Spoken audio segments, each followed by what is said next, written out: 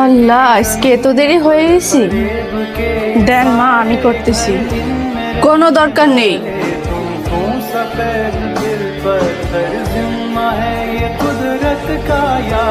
তরকারিটা এত ঝাল। কি হলো মিতু? ঢং দেখলে শরীরটা জ্বলা যায়।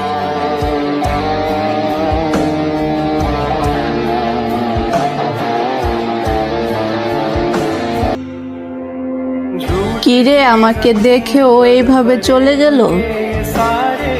আপু কেমন আছো? আরে ভাই ভালো, তুই কেমন আছিস? লেখাপড়া কেমন চলতেছে? ভালো আপু, সামনে পরীক্ষা তো কিছু টাকার প্রয়োজন ছিল। আচ্ছা ঠিক আছে, আমি ব্যবস্থা করতেছি। ও তো ব্যস্ত আছে, কিভাবে যে ওর কাছ থেকে টাকাটা চাই। একটা কাজ করি, মায়ের ব্যাগ থেকে টাকাটা নেই, পরে ওর কাছ থেকে টাকাটা নিয়ে মাকে দিয়ে দিব নে।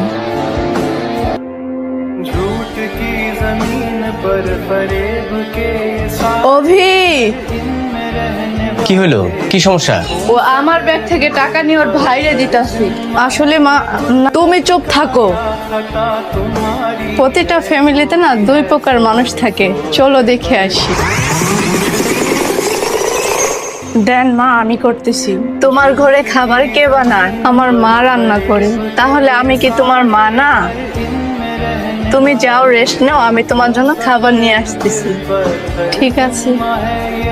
তরকারিটা এত ঝাল। তোমার তো বললেই হয় যে তুমি খাবারে ঝাল কম খাও, এটা কি তুমি বলতে পারো না? কাল থেকে ঝাল কম দিত।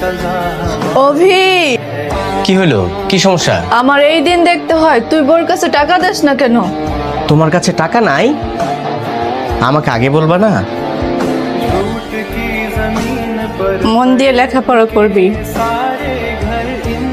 বউ যদি মেয়ে হয়ে যায় আর শাশুড়ি যদি মা হয়, তাহলে সংসারে কোনো ঝামেলা থাকে না। এই দুইটাই তার বাস্তব প্রমাণ।